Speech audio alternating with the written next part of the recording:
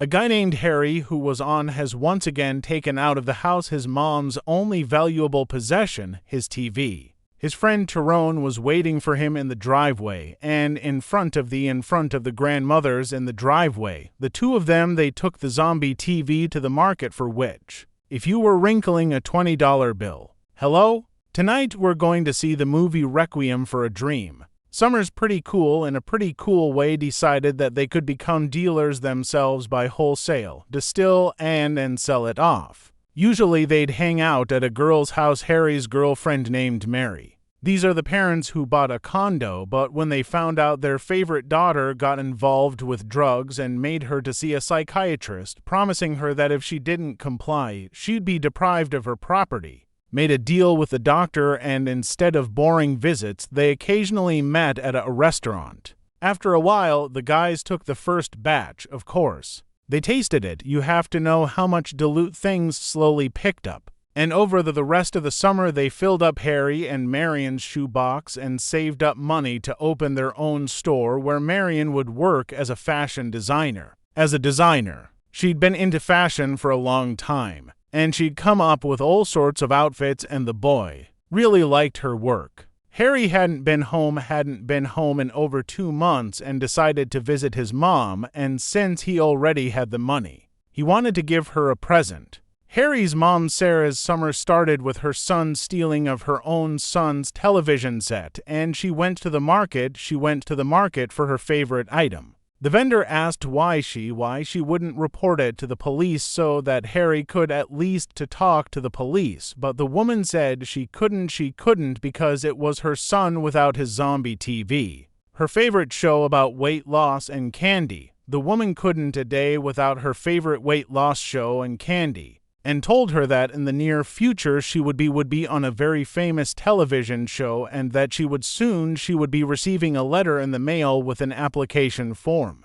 She was so excited that she immediately went to find her favorite dress, which unfortunately for her, she couldn't fit into. A friend recommended a sugar-free ibis. An oral diet of eggs and grapefruit. Finally came the letter from the questionnaire that were filled out and sent in by the whole yard. Now we have to wait for a reply with approval. The first day of the diet was extremely hard. The refrigerator was beckoning with its forbidden goodies. My late night in the evening, she called a friend after consulting a certain doctor who prescribes pills that don't make you after going to the doctor and taking the pills. She really didn't, and there was a lot of energy, even too much. She cleaned up the apartment and gritted her teeth watching her favorite show. Time passed, but the letter never came. Never came when her son arrived and told her that a new TV set was coming. TV set. She'd lost 12 pounds. Harry immediately noticed her overly fidgety and behavior and realized that Mom was on some kind of wheels, but she wouldn't listen to anything about her pills because now alone she had a dream to put on a dress and be on a TV show.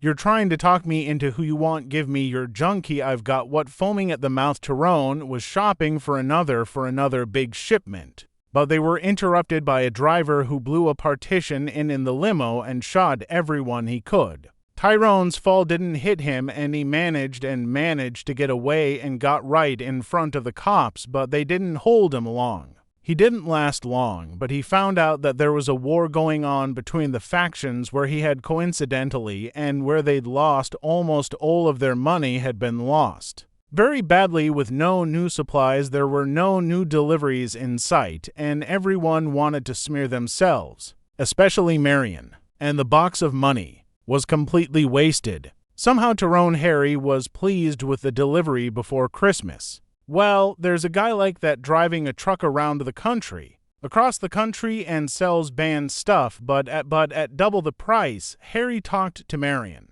who was desperate for a dip about getting to Grand Bucks and everything's would be fine before parents couldn't shake her anymore. There was only one way out, that nasty doctor who wanted to stick a fork in her hand. But she couldn't help herself. And then she held back for a long time while he groped her, kissed her, and so on. Then he got the money. On the appointed day at the store's warehouse, all the people who were in attendance A lot of people came, and when the shopping started, one of them on the rivers couldn't stand it and began to and started to get ahead, realized the fiery horns immediately. Curtailed his activities, the security guard started shooting, everybody scattered, and the truck drove off to Florida. The guys decided they were gonna go and tried to make a run for it in Florida. Florida, which is about 1,500 miles when Harry got a mosquito, which she couldn't help herself, and said everything what she thought of him with insults and then swear words, and had to go through bed with a creepy guy to get the dope.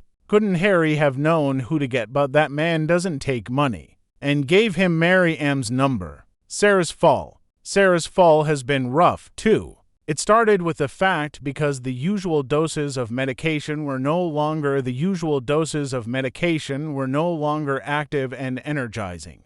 Was confused, and the refrigerator would occasionally like it was bouncing around, which really scaring Sar. She went to the doctor, but the doctor he said everything was fine. Here's a new prescription. Come back in a week. Eating 2 or 3 pills at a time. Then she sat down to watch TV shows and showed up, and she was back in this world where she's already been invited on stage and all the audience applauding her. Only thing is, the fucking refrigerator was interfering with her viewing, and Sarah was popping pill after pill after pill after pill. It got to the point where her character moved into the room joined by the presenters, and they started laughing at the barn with the rest of the audience. The woman found herself in the middle of the set. The refrigerator kept getting closer and closer, and then everyone all around started repeating the same "Feed me, Sar, feed me, Sar, feed me, Sar." She couldn't take it anymore and ran out into the street. It's winter. The guys borrowed a car from an acquaintance and drove toward Florida. They had some dope and Tyrone only. Now he saw Harry's hand, which was covered ink, and it hurt like hell, but the guy still stuck the syringe into the rotting flesh. When Marion found out that Harry had been away for a few days, she couldn't take it anymore. So she called the number and was greeted by a man who wasn't a black man named Little Man. John. They had a drink, and the girl said about working out her future pleasure. The next day the pain was so bad that Harry begged to take him to the hospital. The doctor saw the hole in his arm and immediately figured it out. Soon the boys were picked up by the police and put them on community service. Harry received medical attention later as an amputated limb. Marion came back for another dose, even though little John had warned me that there'd be orgies. A bunch of men got together. Anaskin took them to the man. Okay.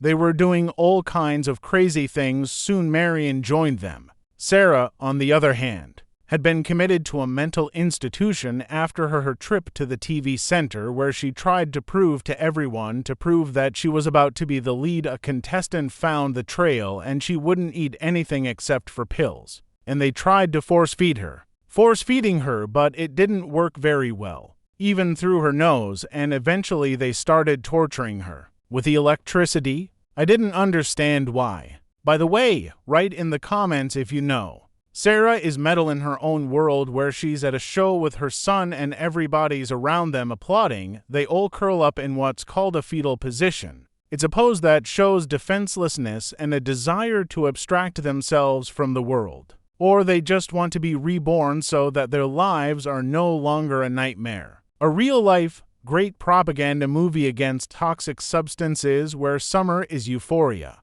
fall is withdrawal, and winter is the aftermath of either. You could say summer is blossoming fall, wilting winter death where there is no spring. Rebirth, and the meaning of the movie is most likely the struggle between man and the drug, where these characters have lost. The struggle is lost by sinking to the very social bottom. Write your opinion about this movie in the comments, and also subscribe to the channel, and See you soon!